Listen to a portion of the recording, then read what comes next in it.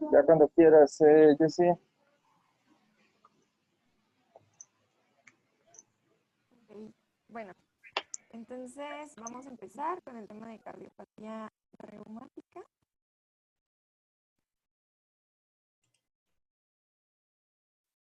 A manera de introducción, pues la fiebre reumática ha visto que al principio se pusieron, a finales del siglo XX, empezaron a salir como programas en los que empezaron a contener o enfocados a la prevención y el control de la fiebre reumática y la cardiopatía reumática. Estos programas fueron exitosos y empezó a bajar la incidencia y la prevalencia de la fiebre reumática en los países desarrollados. Sin embargo, pues también en los países de bajos recursos no se vio que estuviera tan disminuida. Para el 2007, entonces como funcionaron, empezó otra vez como a dejarse de importar un poquito y se empezó a elevar de nuevo las cifras de casos. Para el 2007 hicieron un estudio en pacientes niños escolares en Camboya y vieron que todavía había mucha cardiopatía reumática y empezaron otra vez como a retomarse el tema y a hacerse estudios de ecografía, de empezar a ver otra vez criterios, qué es lo que tenían y qué es lo que no tenían. Y para más o menos 2013-2015 sacan lo que es el estudio Remedy, que es el Global Rheumatic Heart Disease Registry, donde se ve que hay un aumento de las tasas de discapacidad y muertes en países de África y Asia, y pues que era una causa de muertes prematuras que podía ser pues prevenible. Entonces, para el 2015 empiezan a salir movimientos de sociedades civiles y todo para de nuevo crear conciencia y empezar de nuevo a bajar la incidencia de la cardiopatía reumática. Y para mayo ya del 2018, en la Asamblea Mundial de la Salud, se vio que de nuevo había que realizar esfuerzos para la contención y prevención y tratamiento de la cardiopatía reumática y de la fiebre reumática por su, pues sí, por ser una causa de muertes prematuras. Entonces, la Sociedad de Cardiología saca este cuadro en el cual se basa pues como en tres cosas. La prevención, que pues es um, permitir un poco más el acceso de lo que es la penicilina G para la benzatínica para todos los países, que todos estén pues informados como de la sintomatología, de qué es lo que se tiene que prevenir. Igual políticas de salud para que se hagan las investigaciones y todo, y lo que son los avances en el cuidado de salud, tanto a nivel de ecografía y manejo de complicaciones, y sobre todo también el acceso temprano a la cirugía cardíaca. Entonces, en cuanto a la epidemiología, en el estudio del 2015 se estudió lo que era la prevalencia en 59 países.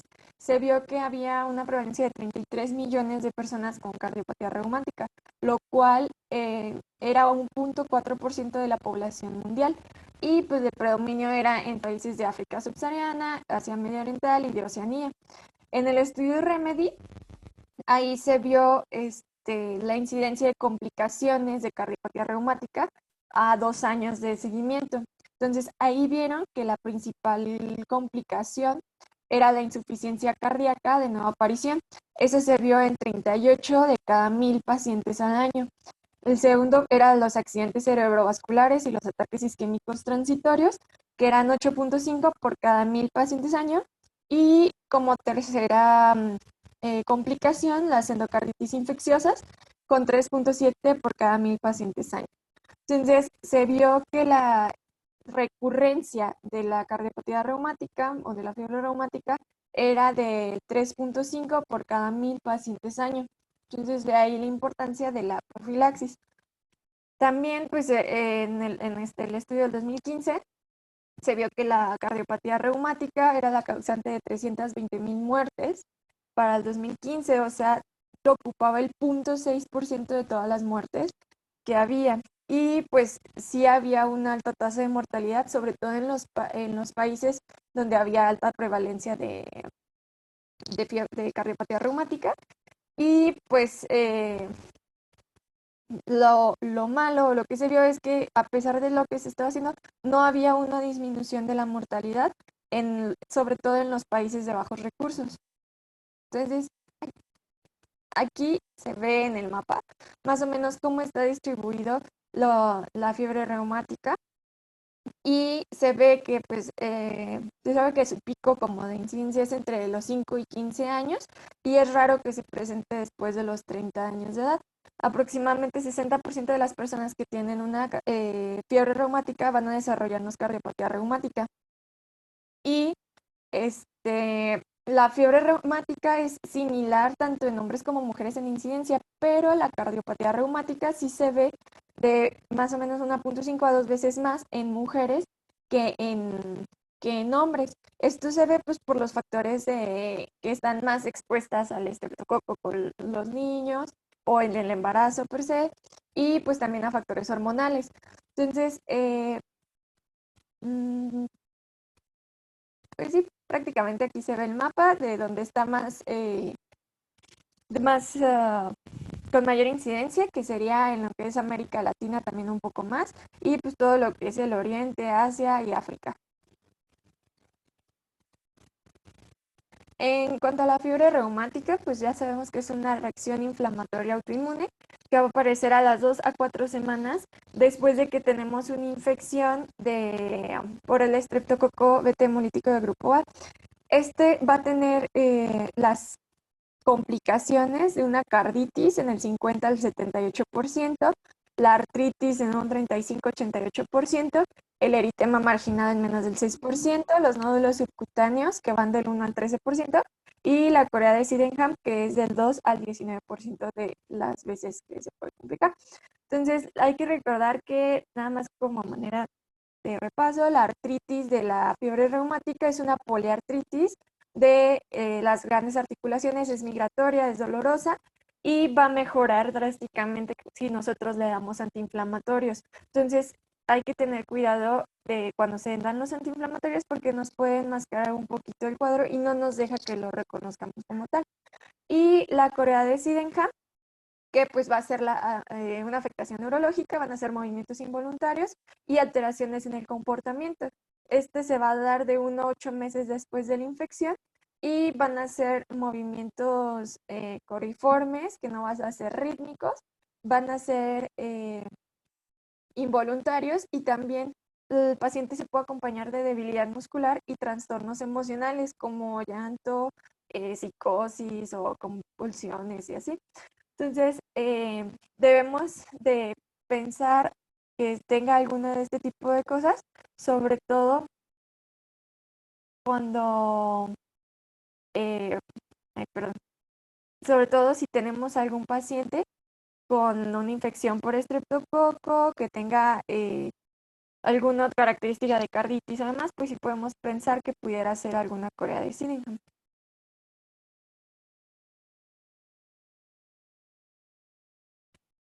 En cuanto a la carditis, pues se va a manifestar como una pancarditis de predominio de afectación en las válvulas. Como, las principales válvulas que van a estar afectadas, pues va a ser la válvula mitral, seguido de la válvula aórtica, y más raramente las válvulitis derecha, que sería la tricuspid y la pulmonar. Sin embargo, decía que es muy raro que encontremos una valvulopatía derecha aislada. Mm, En cuanto a la gravedad de la carditis, puede ser desde que sea una cardiopatía muy leve hasta una cardiopatía que nos lleve a la insuficiencia cardíaca y a la muerte.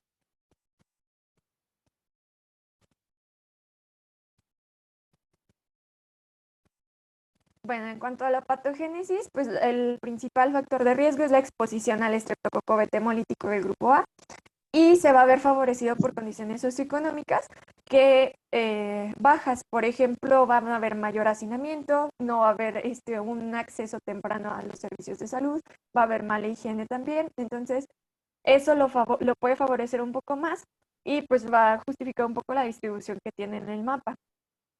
Se ve también que hay factores tanto del hospedero como del patógeno. En cuanto del hospedero, pues se va a decir que es un daño al tejido cardíaco mediado por anticuerpos. Hay dos teorías, la del mimetismo molecular y la del neoantígeno. La del mimetismo molecular, pues dice que son sustancias que tienen similar el patógeno a los tejidos del huésped y al momento de haber la reacción inflamatoria va también a atacarse los tejidos de la persona a sí mismo. Y la teoría del neoantígeno es que, bueno, es una teoría un poco más nueva, que dice que el patógeno o el estreptococo tiene acceso a la matriz del colágeno y se va a unir a las proteínas M de la región CB3 del colágeno tipo 4 y crean un neoantígeno. Entonces esto hace que haya una respuesta autoinmune contra el colágeno del paciente.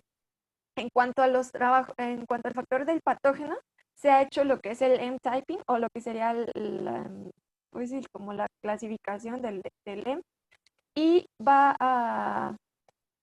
sacan lo que es la secuencia de la proteína M. No se ha visto que haya una proteína M que específicamente se relacione con la fiebre reumática, pero sí se ve que hay en las zonas endémicas hay más diversidad de proteínas M, entonces que pudiera como hacer el daño. Entonces aquí se ve un poquito el esquema de lo que sería la reacción cruzada del mimetismo del antígeno. Entonces se hace la reacción cruzada, hay respuesta antiinflamatoria y va a atacar a los tejidos. Y esta pues también es más o menos igual a la imagen, que hacen igual la reacción cruzada. En cuanto a los aspectos clínicos que va a presentar, en el estudio de Remedy checaron lo que era la cardiopatía que puede estarse latente durante muchos años de su vida hasta la edad adulta. Entonces, en los países endémicos presentaban más que nada estos síntomas que se ven acá en la tabla. Era lo que presentaban. Este estudio eran de 3.343 individuos sintomáticos. El grupo de edad era entre 15 a 49 años de edad y menos de la mitad de estos pacientes habían tenido o sabían que tenían una fiebre reumática. Entonces, lo que se vio en ellos era una alteración de la clase funcional, ya en grado 3 o 4.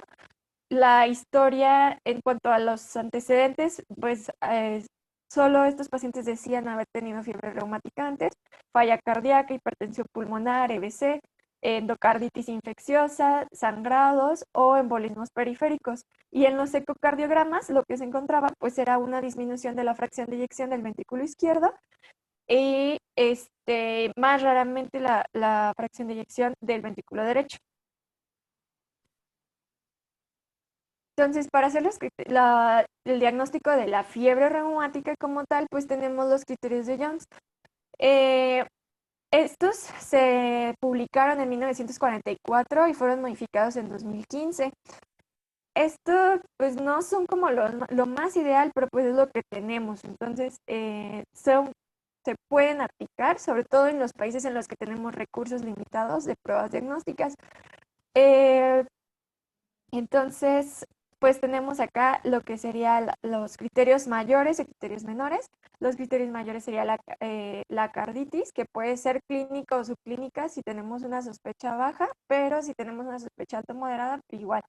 La única diferencia que hay sería la poliartritis en sospecha baja y si tenemos una sospecha alta con que tenga monoartritis o bien poliartralgia, nos puede hacer sospechar o cuenta como criterio.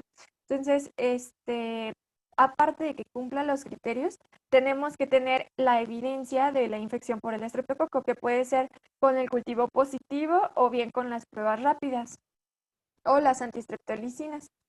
Entonces, para hacer el diagnóstico se necesitan dos criterios mayores o un criterio mayor y dos menores, con la evidencia de la infección por el estreptococo.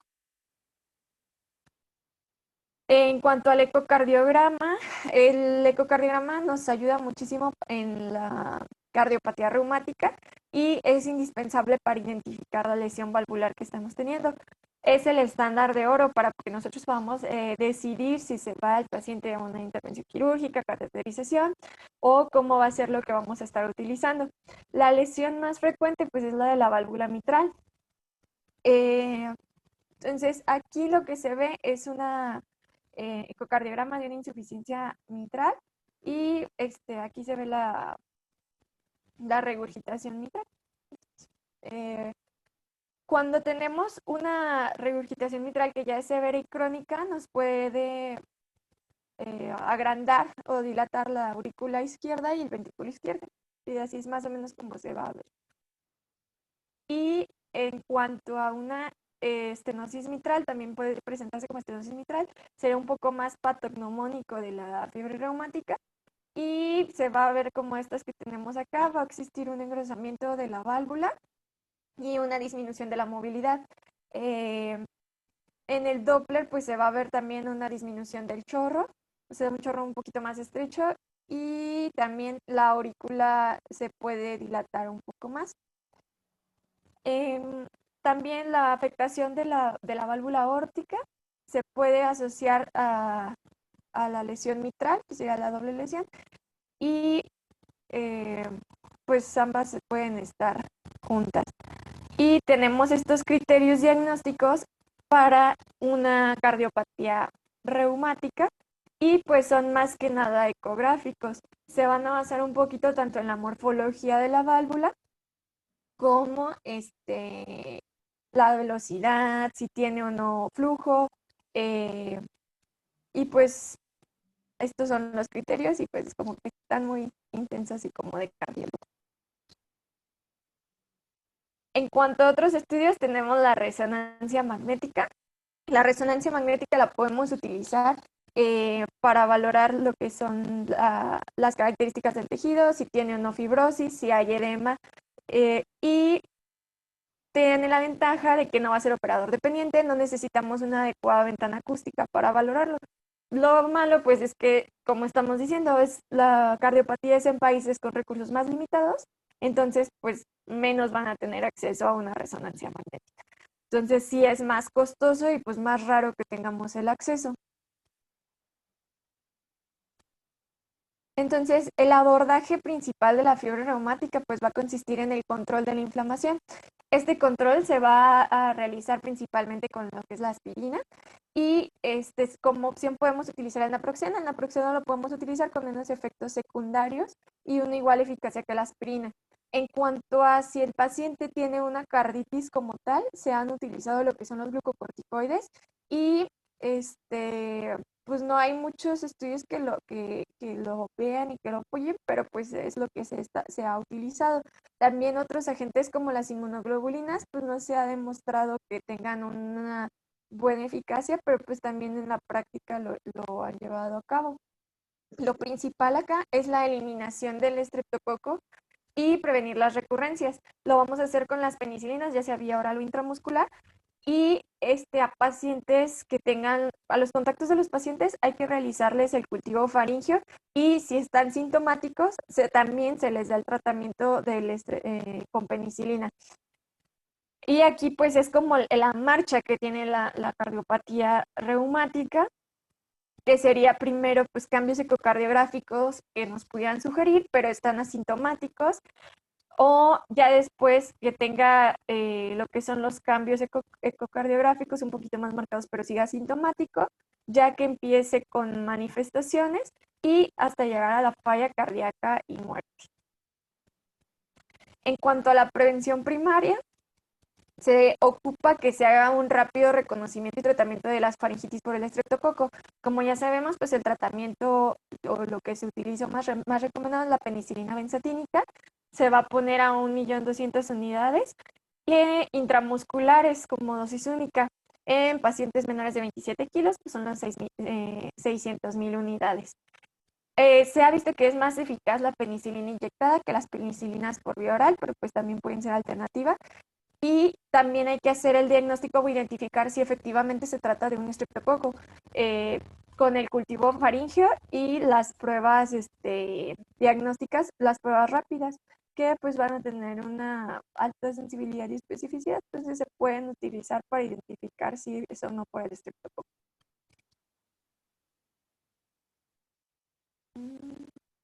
En cuanto a la prevención secundaria, pues vamos a utilizar lo que es la penicilina benzatínica, igual se va a poner cada 28 días y el tiempo pues va a depender si tiene o no la carditis, pero más o menos pues se pone, si no hay manifestaciones de cardiopatía, se va a poner en los niños hasta los 18 años, o bien si ya hay una carditis, se maneja como hasta los 40 años, o bien de por vida ya. Eh, la recurrencia por la infección del estreptococo va a llegar hasta el 50%, entonces por eso hay que tener cuidado con la quimioprofilaxis.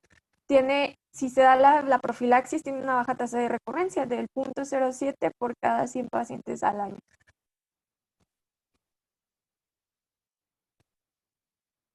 Ahora, específicamente, las complicaciones de la cardiopatía pues van a ser la falla cardíaca, la fibrilación auricular, mayor riesgo de eventos vasculares. Entonces vamos a tener que manejar ellas como lo manejamos en cualquier paciente. Algunas consideraciones que hay que tener en cuenta sería que, por ejemplo, en estos pacientes, una vez que tienen la cardiopatía reumática de una forma ya avanzada, no vamos a utilizar las cirugías correctivas.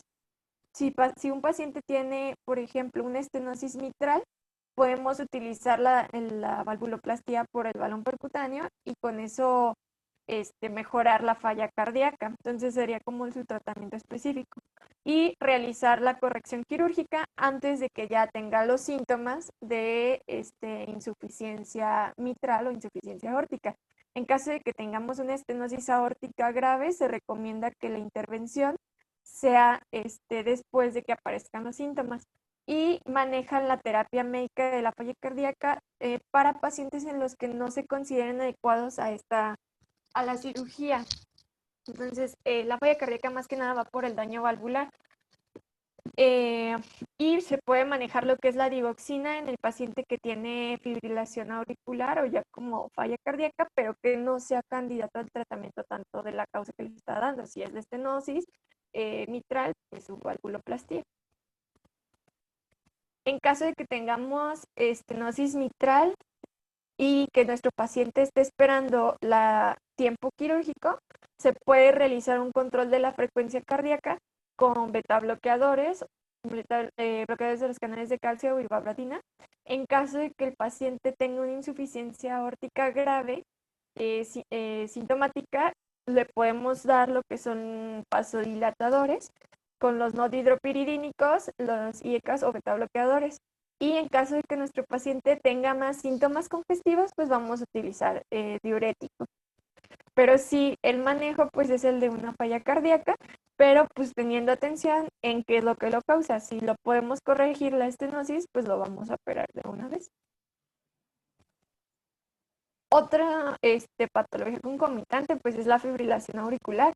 Se va a presentar en pacientes sobre todo de edad avanzada y que tengan valvulopatía mitral. Entonces tienen mayor prevalencia de FA.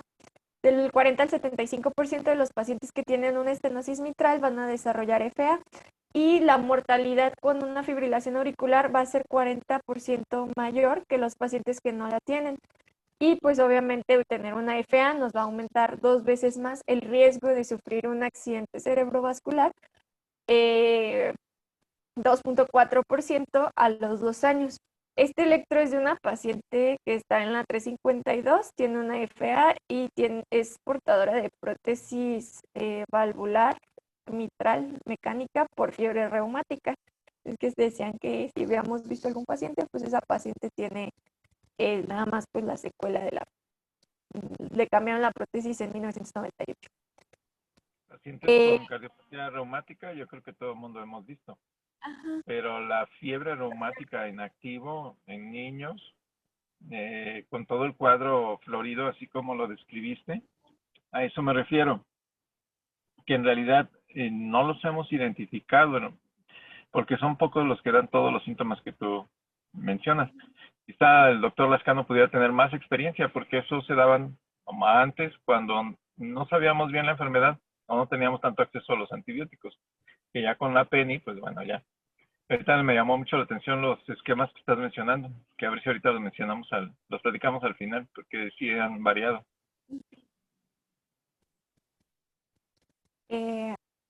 Bueno, de pacientes jóvenes hay que manejar lo que es un poquito restaurar el ritmo sinusal y ponerle lo que es la valvuloplastia con balón temprana en caso de que tengamos la estenosis mitral. Cuando les hacemos la cardioversión eléctrica, podemos utilizar la miodarona para tratar de mantener el ritmo sinusal o bien ver si son candidatos a ablación por radiofrecuencia. También se puede utilizar los betabloqueadores y los bloqueadores de los canales de calcio no dihidropiridínicos para lo que es el manejo de la fibrilación auricular. En cuanto a los CVC, pues obviamente va a tener mayor riesgo si tenemos una fibrilación auricular y una estenosis mitral. Entonces esos pacientes se van a beneficiar de que los anticoagulemos. Lo podemos ver las características para la anticoagulación con el score del CHADS-2 y los antagonistas de la vitamina K pues son una buena opción. Sin embargo, como ya mencionamos, se va a presentar más en pacientes con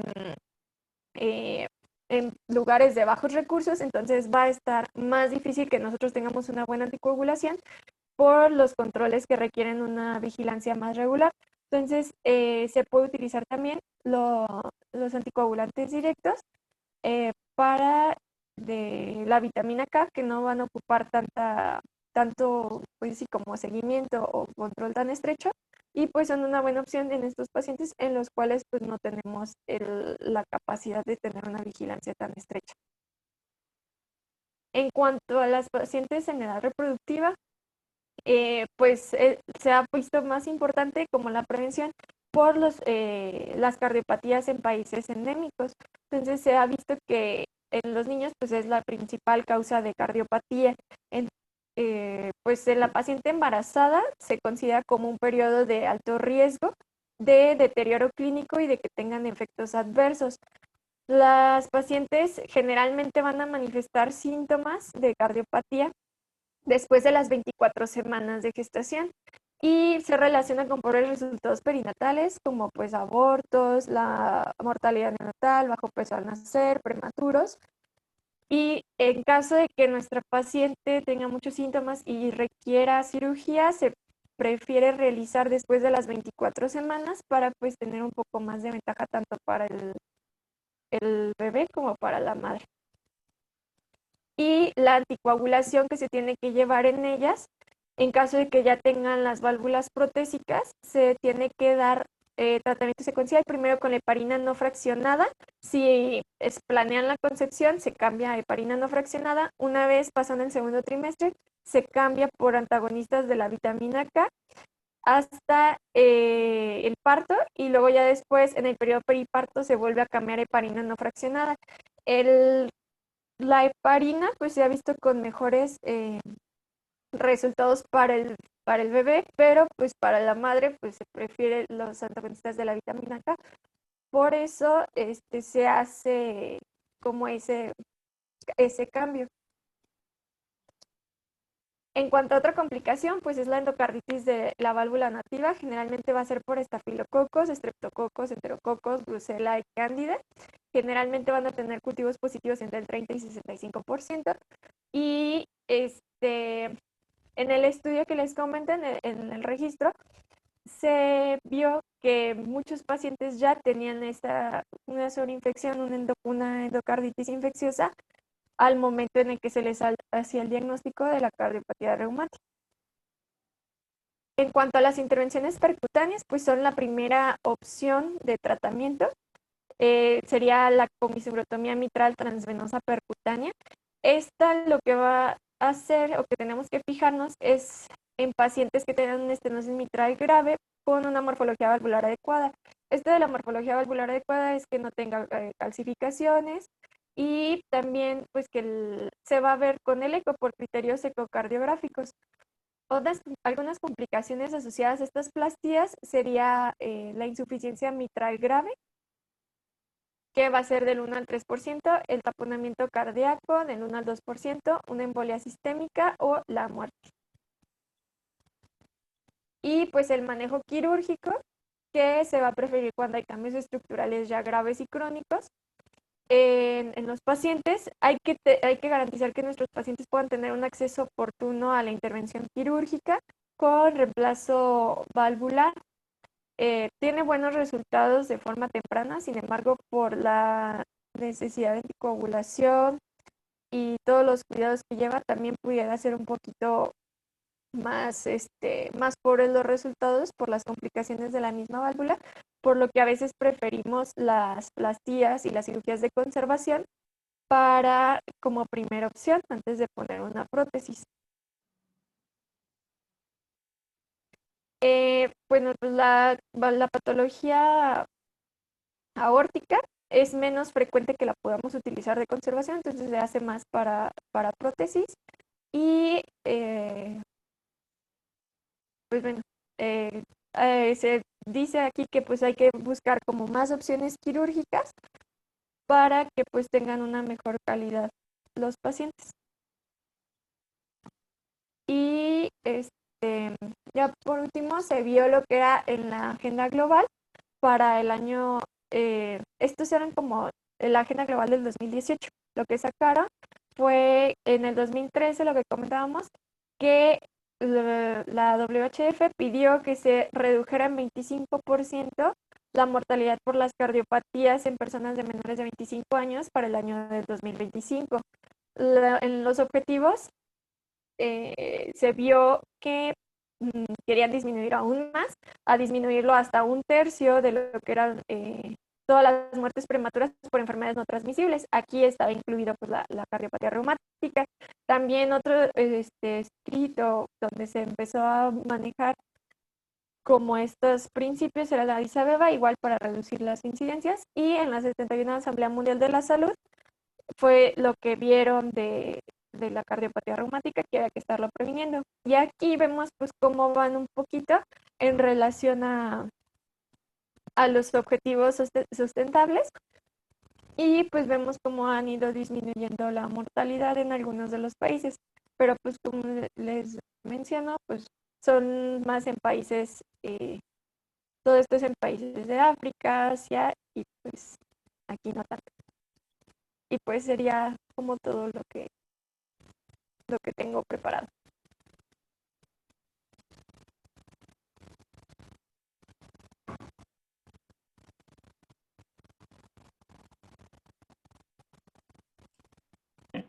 Ya, Jessy, entonces.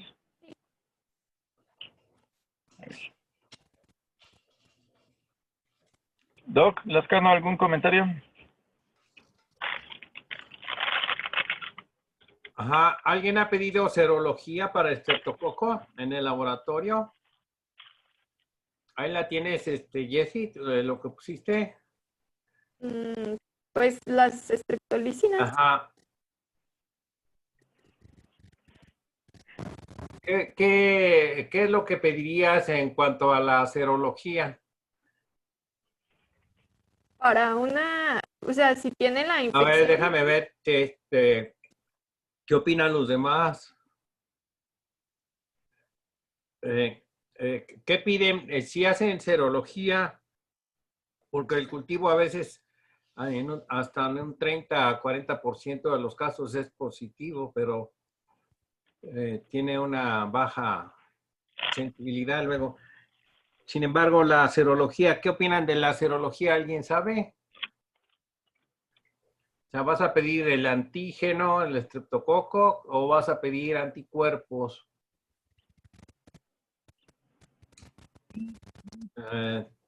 Todos se callaron, Jessy.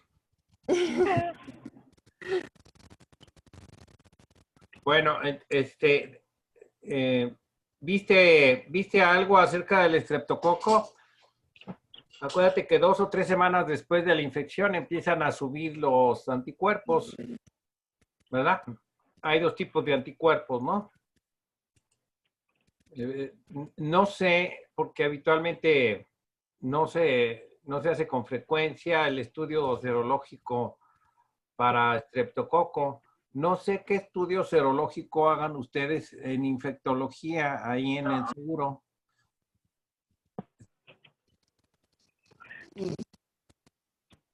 Neumococo o para estafilococo. En caso de que tengan dudas para algún tratamiento antibiótico, en caso de neumonía, por ejemplo, una cosa de estas. A ver. Fuera del cultivo, me parece que ninguno, doctor. Ok, en caso de que tengan duda y de que se trata de una enfermedad reumática, una fiebre reumática, y tengan cultivo negativo para estreptococo, pues pueden pedirle esta serología, ¿verdad, Jessie? En algunos laboratorios privados de aquí sí la hacen. Hacen anticuerpos y buscan el antígeno. Acuérdense que 2 o 3 semanas después es como parecido al COVID, pues, como empiezan a aparecer los anticuerpos, ¿no? Hay anticuerpos antiestreptolicina y anticuerpos de oxirribonucleasa. Esos son los dos que se piden.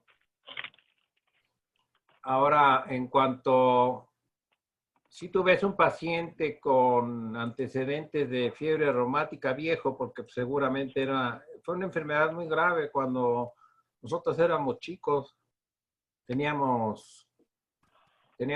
bueno, los papás tenían mucho miedo a que nos diera fiebre reumática cuando nos enfermábamos de la garganta y luego te empezaba a doler la articulación.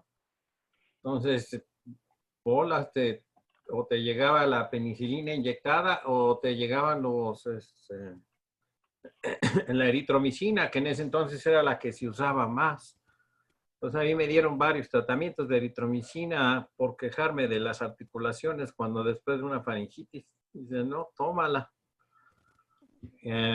Porque todos le tenían mucho miedo. Después, bueno, yo, por ejemplo, con mis hijas, bueno, pues son de la edad casi de ustedes, entonces no, ya disminuyó mucho la prevalencia, ¿no? Pero antes sí era frecuente. De hecho, en el Instituto de Cardiología, en el centro médico, antes había todo un piso para cardiopatía reumática y fue cuando se empezaron a hacer principalmente los recambios valvulares, en fin, ese tipo de cirugías como causa, o más bien por cardiopatía reumática. Sí era una enfermedad frecuente. Afortunadamente la penicilina funcionaba muy bien, ¿no? Pero había pacientes que ni siquiera tenían acceso a la penicilina y entonces sufrían las consecuencias y sobre todo una consecuencia catastrófica que es más difícil es la corea. La corea. Es muy, muy complicado. Y había pacientes que tenían corea y carditis y entonces muy complicado. Muy complicado. Ahora, todavía pueden ver en pacientes que tienen una valvulopatía, que tienen el diagnóstico de cardiopatía reumática, todavía. Y inclusive algunos reciben antibiótico de manera crónica, ¿no? Todavía. Me tocó ver una paciente como de 68 o 69 años con secuelas de enfermedad reumática, ¿no? Bien. Bueno, ahora pusiste una diapositiva donde hablaste de la digoxina. ¿Por qué? Para el tratamiento de la fibrilación auricular. Eso me llamó la atención. Y después pusiste más adelante amiodarona. Pero pusiste aquí pusiste digoxina, ¿no? En la anterior. En la anterior, acá ahí creo, digoxina. Sí, aquí. Ajá. ¿Por qué la pusiste? Pues venía que como tratamiento médico antes de que en pacientes que ya tuvieran como la insuficiencia cardíaca, que no eran candidatos a la corrección de la válvula o pues sí, a la corrección valvular por cirugía o por lo que se pueda utilizar, y ya tienen una falla cardíaca pues como avanzada, se puede utilizar la digoxina nada más como para que también como paliativo un poquito. Sí, pero por ejemplo hablaste de, tienes ahí al lado estenosis aórtica. ¿Ya viste? Ajá. Ujú. O sea, Ahí, pacientes. ahí. Ajá. Se hacen. ¿Te acuerdas que una de las dificultades o inclusive contraindicación para el uso de la digoxina pudiera ser la estenosis aórtica? ¿Verdad? Sí, o sea, es que este era como de la falla cardíaca, si era causada por una estenosis mitral, pues se hace la de la valvuloplastia. Si se hace por una estenosis aórtica, se hace la cirugía por eso. Pero si no son candidatos a ninguna de las cirugías, se les deja la digoxina como manejo pues de su falla cardíaca. Sí, el problema es si tienen estenosis aórtica e insuficiencia cardíaca por estenosis aórtica, pues ahí sí no puedes usar la digital, no conviene, ¿verdad? ¿Y qué tipo de insuficiencia cardíaca te da la estenosis aórtica? ¿Predominantemente sistólica o diastólica? En etapas avanzadas sería diastólica. Empezaría como sistólica, pero ya cuando lo vence, que se hace dilatada, ya sería diastólica, ¿no? A ver, piensa. Piensa. Ajá. A ver, ¿por qué no abren los demás y opinan? Porque, No, porque no tengo de cámara, que, pero yo creo que como es veo, doy, no veo diastólica. nada. Ya no sirve la cámara esta, pero según yo es diastólica. Diastólica. Ajá. Sí. A ver, ¿alguien tiene otra opinión de la insuficiencia cardíaca secundaria a una estenosis aórtica? Pues es sistólica realmente, la estenosis aórtica, y ya posteriormente se puede hacer global, o sea, tanto sistólica como diastólica, y el tratamiento, lo que se recomienda son los YECAS asociadas a diurético, y pues ya nada más es sintomático, realmente es el recambio valvular, el tratamiento de elección. Cuando no aceptan o cuando no son candidatos a la cirugía, pues es únicamente eso, diuréticos a dosis altas, lo que se hace, usa de manejo. Ok. No sé si hablaron ya del Entresto. Ah, bueno, ese es el nombre comercial. Sí, No. sí lo mencionó. ¿Sí? Ajá. ¿Tú crees que, por ejemplo, como dijo Carlos, la insuficiencia cardíaca secundaria a la estenosis aórtica, pues, por ejemplo, el Entresto pudiera ser una buena opción de tratamiento, ¿sí o no, Carlos? Pues sí se podría utilizar. De hecho, bueno, es de los medicamentos que ahorita más se sugieren para la insuficiencia cardíaca, los inhibidores de la nerlipressina, que sería el sacubitril, asociada al ARA, Claro, que sería el sacubitril con valsartán, que sí se claro. recomienda. Sí, se podría utilizar. Sí, ¿verdad? Porque puede predominar la insuficiencia cardíaca sistólica, ¿no? El Sí, corazón se cansa de tanto estar batallando con algo que no lo deja pasar, ¿no? sí, Y empieza a crecer y a crecer, ¿cierto? así Quizás ese es. sea el mecanismo por el cual se produce insuficiencia cardíaca, ¿no? ¿Verdad? Sí, sí, sí, ¿verdad, Jessy? ¿Sí lo entiendes así? Ajá. Ajá. Imagínate a alguien que está dando y dando y dando y entonces ya se empieza a cansar el músculo, ¿no?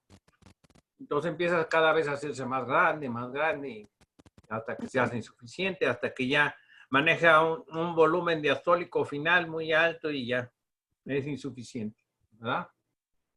Yo creo que ese tipo de insuficiencia, bueno, pues podría ser el agotamiento, la sistólica, ¿no? Bueno, aunque después, como dijo, o alguien dijo por ahí, ya puede ser global, ¿no? Bien, Eso me llamó la atención. Probablemente hablaron de la digoxina, insuficiencia cardíaca y fibrilación auricular, ¿no? Que le pega, bueno, pues se puede usar para las dos cosas, ¿eh? Pero tengan cuidado cuando se trate de estenosis aórtica, ¿verdad? Bien. Bueno, pues sí, pues nada más.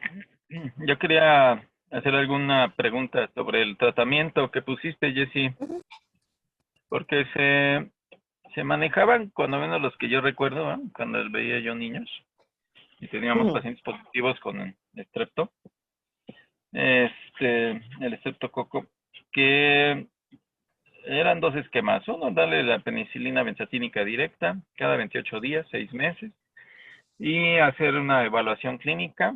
Se les hacían exudados en ese entonces. Los antiestreptolicinas, y si salían negativos ya se suspendía. Podían darse otro ciclo de 6 meses más. Y ya. Y luego el otro era de 3 de penicilina procaínica y luego la benzatínica cada 28 días. Y ya tan eso era todo.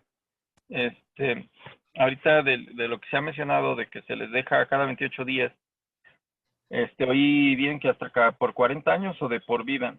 ¿Eso con qué criterio se aplicaría? Porque tú le asignas a alguien que se va a inyectar pues, por 40 años cada 28 días, como que lo va a pensar.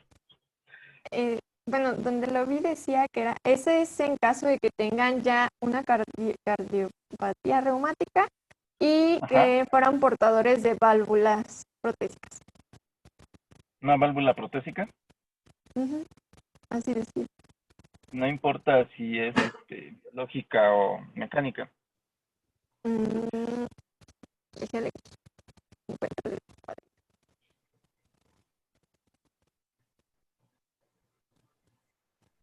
Ahí.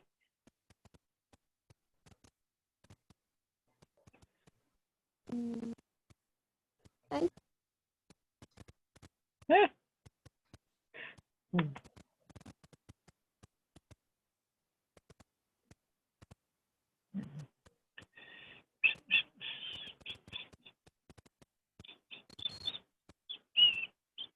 Pues es que nada más dice así, si tiene carditis o cirugía.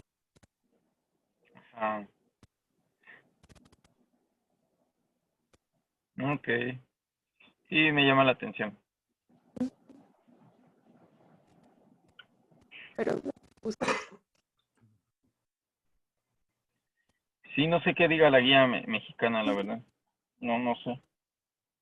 Y yo hace mucho que no trato uno de estos. No sé, el doctor Lascano, si tiene alguna experiencia con ese esquema de tratamiento. No, muy poco. ¿Verdad que no? No sé. No.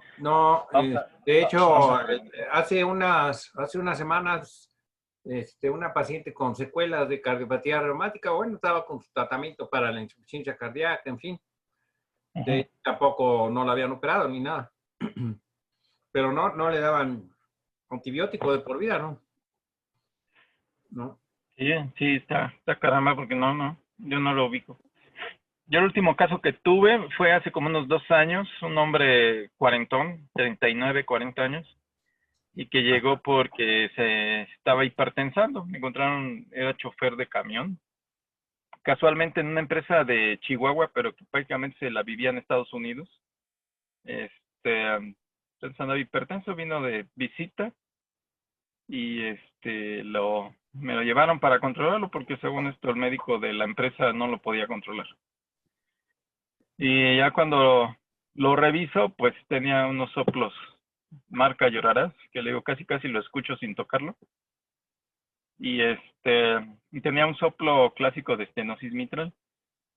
Ya pues lo mandé al eco y resulta que una cardiopatía reumática inactiva, que el señor hasta había sido culturista y por ahí entre los 20 y 30 de su edad. Muy ponchado, como decimos, muy musculoso, muy trabajador, noches sin dormir, y resulta que tiene una cardiopatía reumática inactiva con una doble lesión tenía una insuficiencia aórtica leve, pero la estenosis mitral ya era crítica.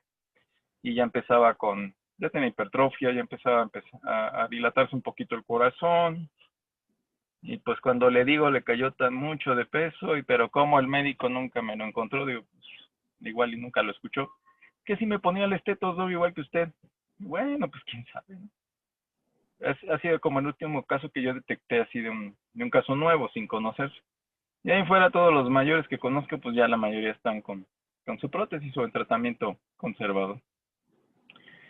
Y le quiero Sí. decir que eso puede ser que no es del cuadro completo, así tan florido como dices, y no por eso no tenerla. Uh-huh. Sí, es probable. Bueno. Bien. Muy bien.